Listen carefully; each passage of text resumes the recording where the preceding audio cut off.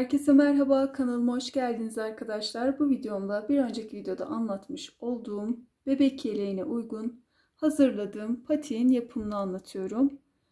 Modelimizde uyguladığımız teknikleri patikte de uygulayarak bu şekilde bir model hazırladım.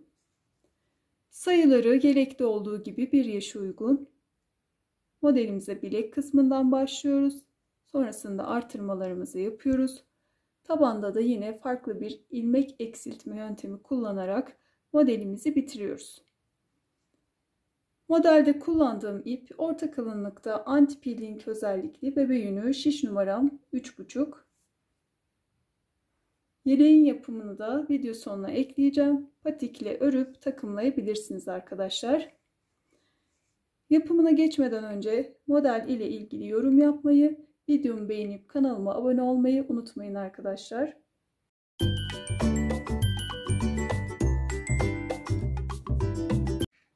Modelde kullandığım ip orta kalınlıkta bebe yünü, şiş numaram ise 3,5. 31 ilmek atarak başlıyoruz. Klasik ilmek atma yöntemiyle ilmeklerimizi atarken elimizi oldukça gevşek tutuyoruz.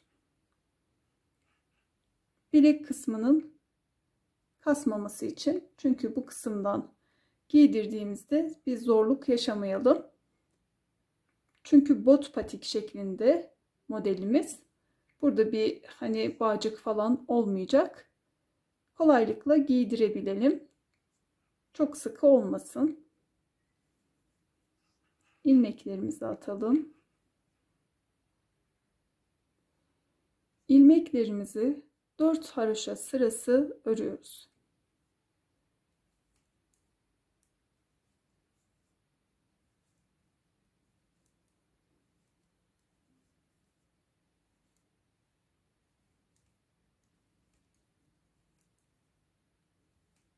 Ben haroşayı her sırada düz örerek oluşturuyorum. Ters örerek de yapabilirsiniz. Hangisini tercih ediyorsanız.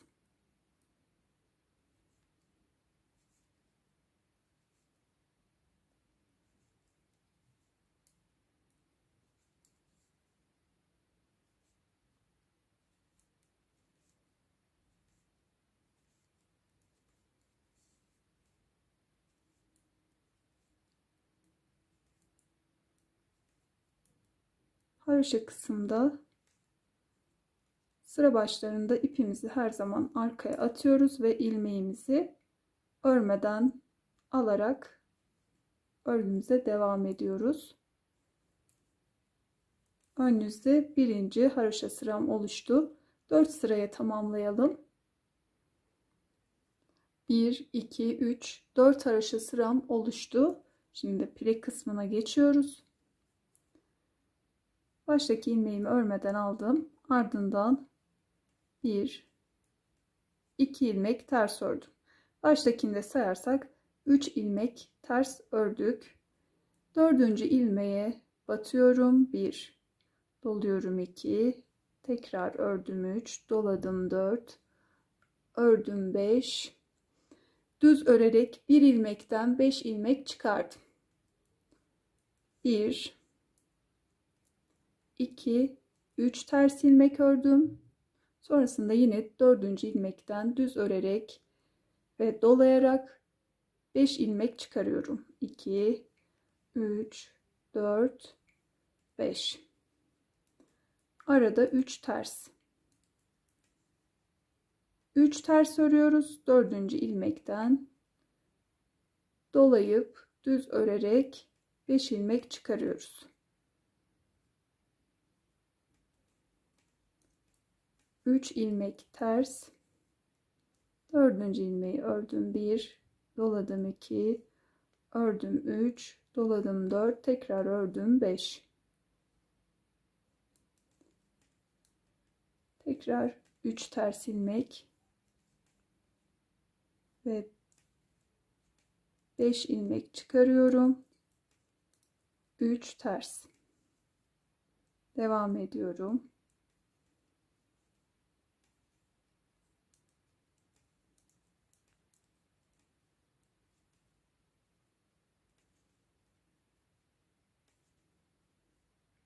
Sıra sonunda da 3 ters ilmeğim kaldı. Bunları da örüyorum.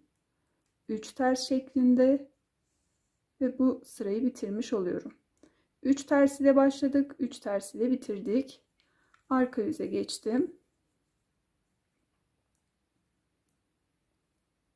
Baştaki ilmeğimi örmeden alıyorum. Arka yüzde ön yüzde örmüş olduğumuz 3 tersi 3 düz şeklinde örüyoruz. Çıkarmış olduğumuz 5 ilmeği de arkada 5 ters olarak örüyoruz. Arka yüzde de 3 düz, çıkarmış olduğumuz ilmeklerde 5 ters.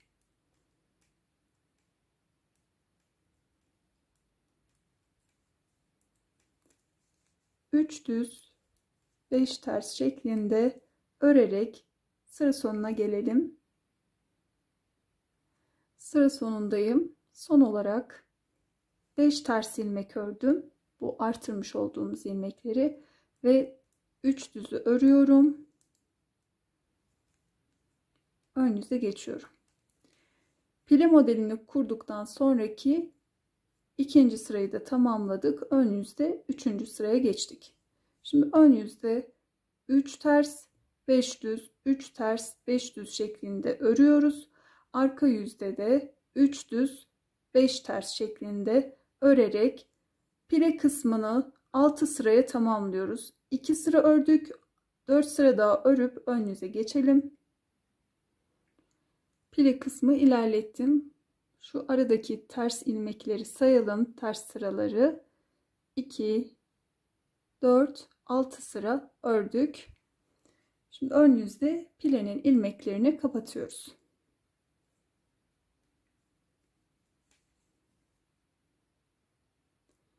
Baştaki ilmeğimi örmeden alıyorum. Ters ilmeğimi ters örüyorum ve bir önceki ilmeği üzerinden atlatarak kapatıyorum. Ters ördüm ve ilmeğimi kapattım. Düz ilmeklerimi de düz örüyorum ve bir önceki ilmeği üzerinden atlatarak kapatıyorum. Düzleri düz örerek, ters ilmekleri de ters örerek.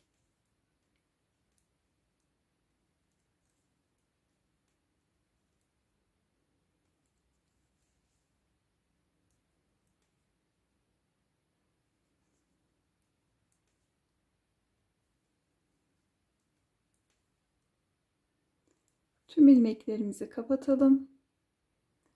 İlmeklerimi kapattım. Şimdi bir tığdan yardım alarak kenarlardan tekrar buradaki haroşa kısma geçeceğiz. Tığımı aldım. Şimdi burada kenarlarda tırtıklar oluştu örerken. Bunlara batıyorum. İlmek alıyorum.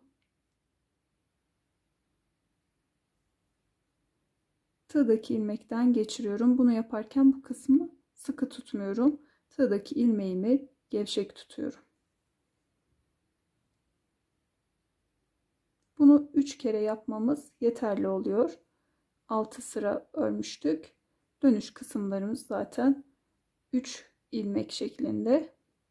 Şimdi bu tığdaki ilmeğimi şişime alıyorum.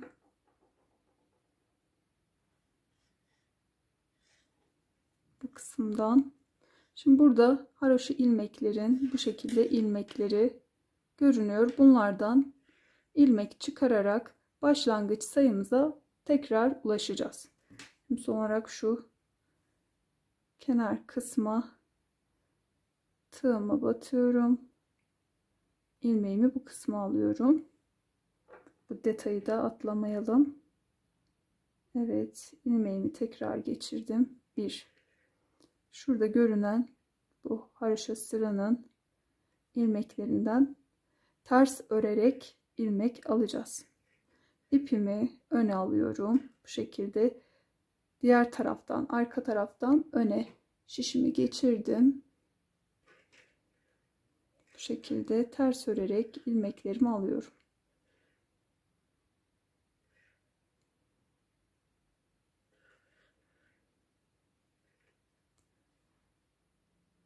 Biraz daha yakınlaştırdım.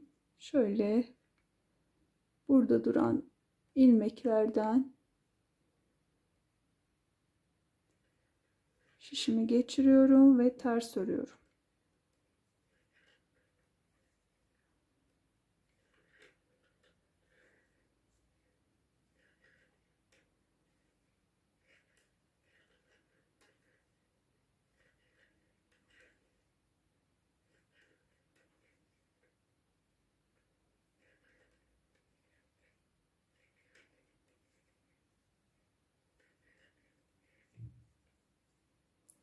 Sıra sonuna doğru gelelim. 30 ilmek çıkardım. Kenarda bir ilmeğim kaldı. Şimdi bunu örmeden bu şekilde şişimi aldım. Şimdi örerken pile kısmında her iki taraftan birleştirmesini yaparak öreceğiz. Bu patiğin bir diğer özelliği de hiç ipimizi koparmadan modelimizi tamamlayacağız. Hatta dikişi de yine uçta kalan fazla olan ipimizle yapıp tüm modeli hiç ip kesmeden tamamlamış olacağız. Son ilmeğimizi örmeden şişimize aldık. Şimdi ne yapıyoruz? Burada oluşan tırtıklardan ilkini de şişimize alıyoruz. Önünüze geçtik. Bu iki ilmeği ipimizi arkaya atalım. Birlikte düz örüyoruz. Burada ne yapmış oluyoruz? Birleştirme yapmış oluyoruz. Örgümüze devam edelim. Her sıra sonunda buradaki kenar kısımdan bir ilmek alarak birleştirme yapacağız. İlmek çıkardıktan sonraki ikinci sıramız bu. Devam edelim. Düz örerek sıra sonuna geldim. Bir ilmeğim kaldı. Yine bu kenardan ilmek alıyorum. Bu şekilde. Ardından bu ikisini birlikte örüyorum. Arka yüze geçiyorum. Baştaki ilmeğimi örmeden aldım. Yine arka yüzde de ilmeklerimi ters örerek sıra sonunda bir ilmek kalana kadar örerek geliyorum. Bir ilmeğim kaldı. Örmeden aldım şişime. Kenardan da yine bir ilmek aldım. Örgümü ön yüze çevirdim. Yine ikisini birlikte düz örüyorum.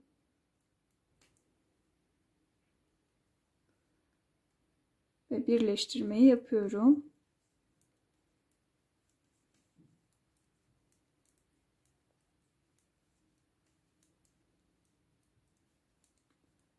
Düz örerek devam ediyorum. Yine sıra sonunda bir ilmeğim kaldı. Örmedim bunu. Kenardan şimdi ilmek alıyorum bu şekilde. Tekrar sol şişe aldım ve ikisini birlikte düz ördüm. Arka yüze geçtim. İlk ilmeğimi örmeden alıyorum.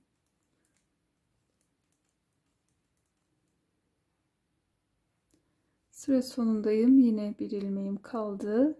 Şimdi kenar kısımdan bir ilmek daha alıyorum. Ön yüze çevirdim. İkisini birlikte düz örüp birleştiriyorum.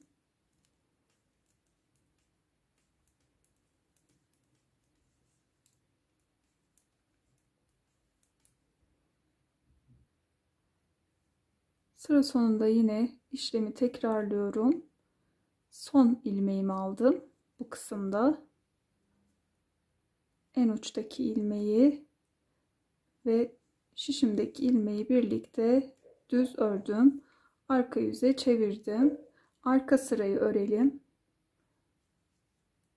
Sıra sonunda ve uçta kalan ilmeğimi de alıp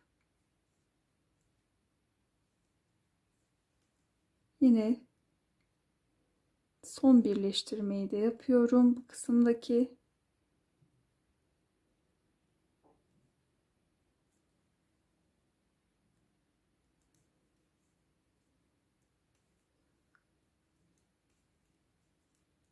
Örgüme devam ediyorum. Şimdi bu sırayı tamamlayalım. Ardından arka yüzü de örüp ön yüze tekrar geçelim. Bu kenarda da bir birleştirme kalmadı. Sadece bir sıra düz, arka yüzde de bir sıra ters örelim. 2 sıra örüp ön yüze geçtim. Şimdi bu şekilde pilimiz artık katlandı. Kenarda gördüğünüz gibi birleşme yaptık. Bu şekilde görünüyor. Kenar kısmı da sanki birlikte örülmüş gibi. Şimdi artırmalara başlayacağız. Ayrımlarımızı yapıp bu kısmın her iki tarafından artırma modelini kuracağız.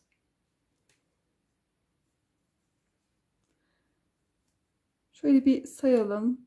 Burada düz ve ters örgü kaç sıra örmüşüz?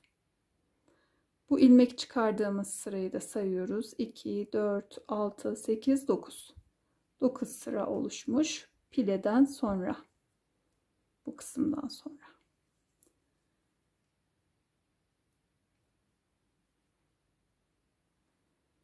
Başta örmeden aldığım ilmeği de sayarak 1, 2, 3, 4, 5, 6, 7, 8, 9, 10,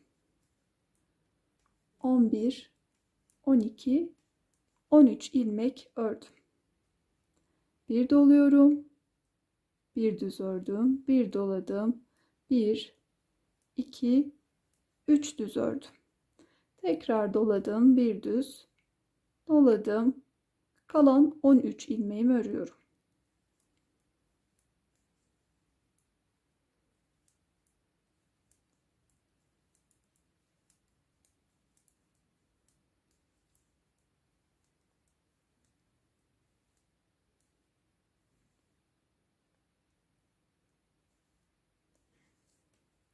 Şimdi arka yüzde bir işlem uygulamıyoruz. Bütün ilmeklerimizi ters örgü yapıyoruz. Baştaki ilmeğimizi her zaman örmeden alıyoruz.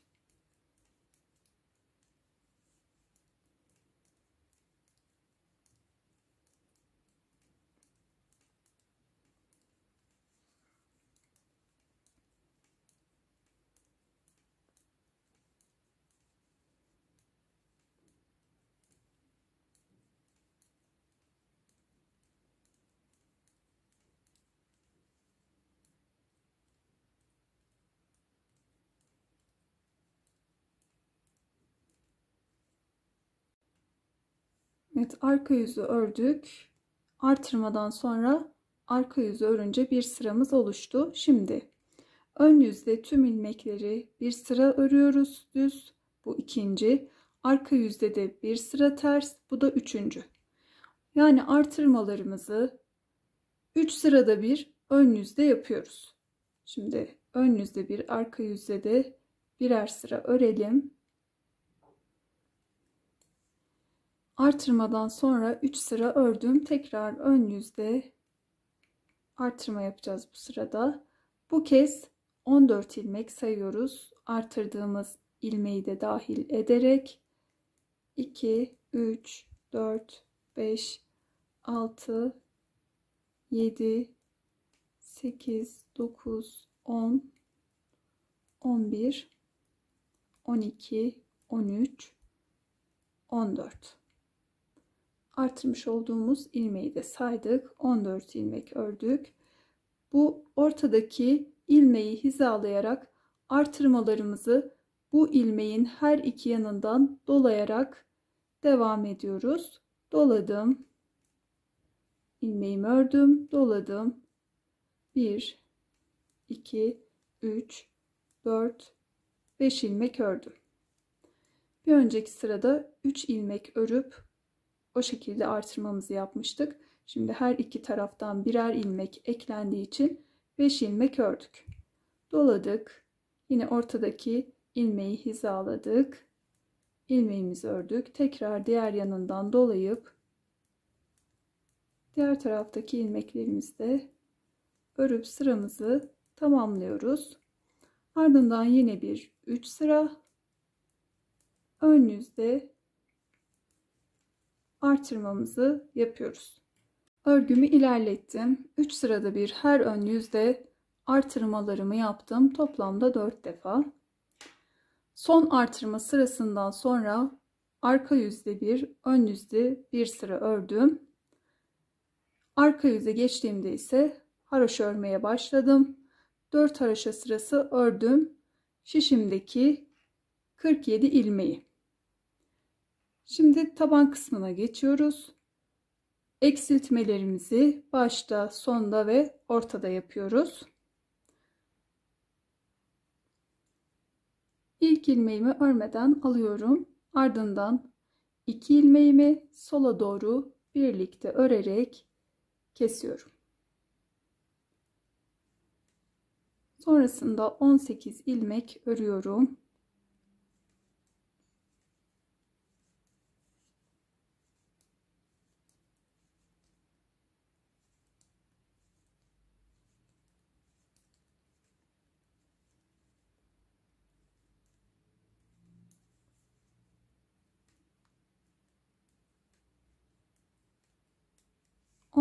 ilmeği düz örerek geldim.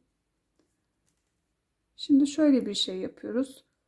Bu artırmalara başladığımızda orta kısımda 3 ilmek örmüştük. Bu 3 ilmeğin ortasındaki ilmeği hizalıyoruz bu şekilde. Bunu tam ortadaki ilmek olarak kullanacağız. Her iki tarafından eksiltmelerimizi yapacağız.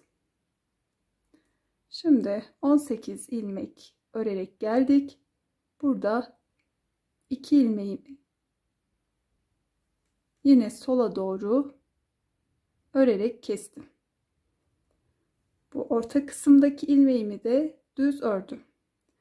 Taban kısmı ön yüzde düz, arka yüzde ters örülüyor. Ortadaki ilmeğimi ördüm. Dilerseniz buraya bir işaret takabilirsiniz. Sonrasında 2 ilmeğimi de sağa doğru birlikte örerek kesiyorum. Yani ortaladığımız bu ilmeğin sağından ve solundan birer ilmek kesiyoruz her ön yüzde. Şimdi yine bir 18 ilmek örüyoruz. Sıra sonunda 3 ilmek kalana kadar.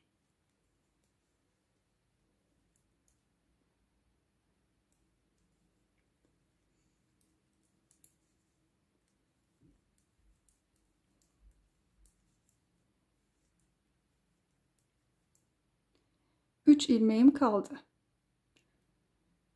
İlk ikisini sağa doğru kestim. Kalan ilmeği de ördüm. Sırayı tamamladım. Arka yüze geçtim. Şimdi arka yüzde bir işlem uygulamadan tüm ilmeklerimizi ters örerek ön yüze geçelim.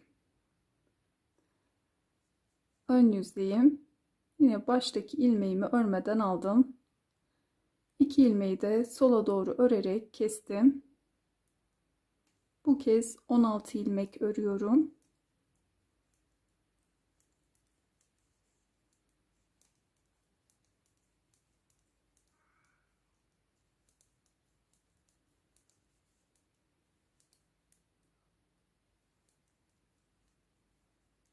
İlmek ördüm. 2 ilmeği yine sola doğru birlikte örerek kesiyorum. Ortadaki ilmeğimi düz ördüm. Diğer yanındaki 2 ilmeğin yönünü sağa doğru çevirdim. Birlikte örerek bu tarafta da bir ilmek kestim. Yine 16 ilmek örüyoruz.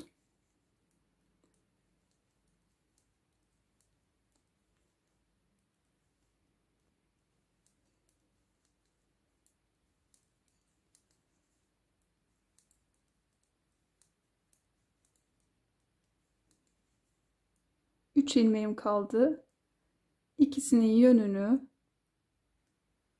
sağa çevirdim ve bir ilmek kestim. Kenar ilmeğimi de ördüm. Şu şekilde kesmelerimiz. Sağ taraftaki ilmekleri, buradakini sola doğru, yine ortadaki ilmeğin sağ tarafında olan kesme işlemini yine sola doğru, bu taraftakileri ise sağa doğru kesiyoruz. Arka yüzde ilmeklerimizi ters örelim. Ön yüzdeyim. Tekrar ilk ilmeğimi örmeden aldım. Bir ilmek kestim. Bu kez 14 ilmek örüyorum.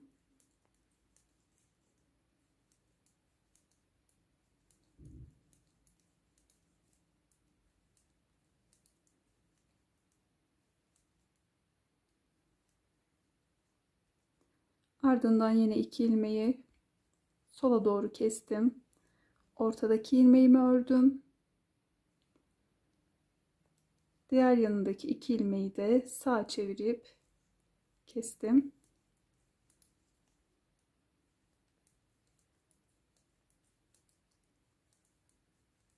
...14 ilmek örüyorum.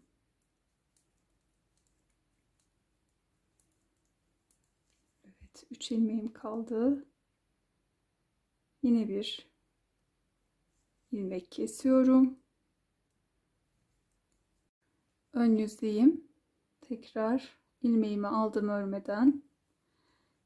Bir ilmek kestim. 12 ilmek örüyoruz.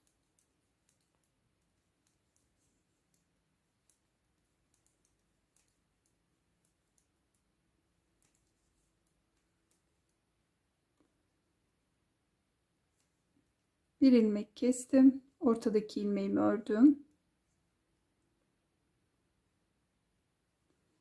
Diğer yanından bir ilmek daha kestim. 12 ilmek örüyorum.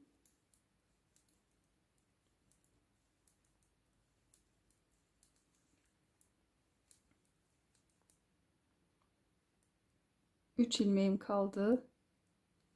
Yine bir ilmek kesip kalan ilmeğimi örüyorum. Arka yüzü örelim. Ön yüze geçtim. Her ön yüzde toplamda 4 defa ilmek kesme işlemi uyguladık. 1, 2, 3, 4. Şimdi taban kısmını kapatıyoruz. İlmeklerimizi örerek orta kısma gelelim.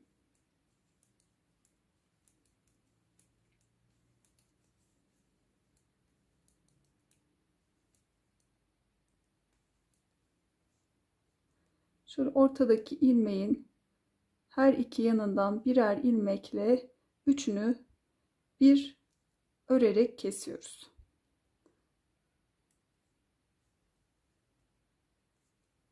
Bir. Sonrasında sola alıyorum şişimi. Bu kenardan bir ilmek ekliyorum. Yine diğer taraftan da bir ilmek alarak üçünü birlikte kesiyorum.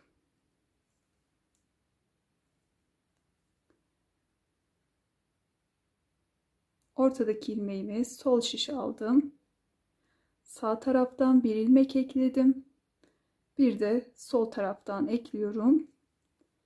Ve üçünü birlikte örüyorum. Tekrar ortadakini sola aldım. Bir ilmek ekledim.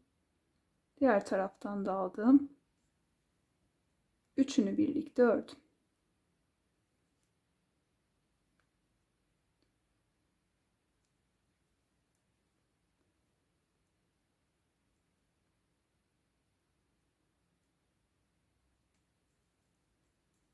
Tüm ilmeklerimizi bu şekilde kapatalım. Taban kısmındaki tüm ilmekleri kapattım. Hiç ip kesmeden bu kısma kadar geldik. Şimdi buranın boyutunu ölçerek şu kadarcık ip kesiyorum. Dikişini yapmak için. Dikiş kısmına geçelim. Dikişte ön yüzden yapıyoruz. Karşılıklı bu kenar ilmeklerinden alarak şöyle şu kısımdan iğnemi geçiriyorum. Karşılığı olan taraftan da aynı şekilde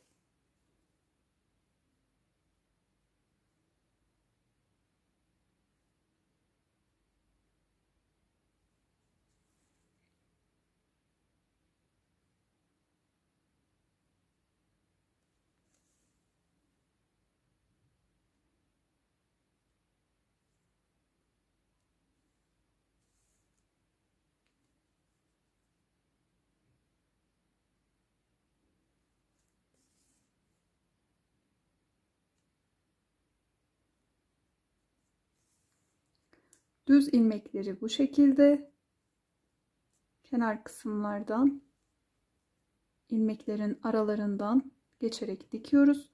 Haroşaları da bu tırtık tırtık oluşan kısımları karşılıklı alarak dikiyoruz.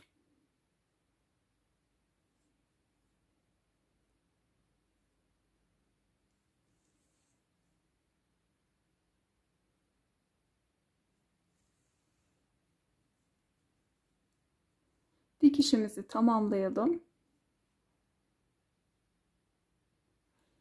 Patiğimiz tamamlandı. Dikişimizi de bitirdik. Şimdi şöyle bir kalıbımıza geçirelim.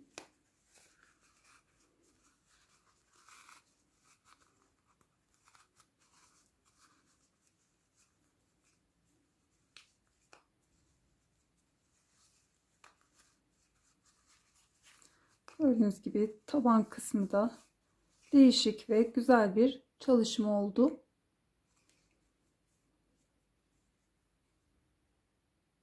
Birlikte güzel bir takım hazırlamış olduk. Model ile ilgili yorumlarınızı yazmayı unutmayın arkadaşlar. İlgiyle hepsini okuyup takip ediyorum. Videomu beğenmeyi, kanalıma abone olmayı, yeni videolarımdan haberdar olmak için de bildirim zilini açmayı unutmayın. Bir sonraki videoda görüşene dek sevgiyle kalın.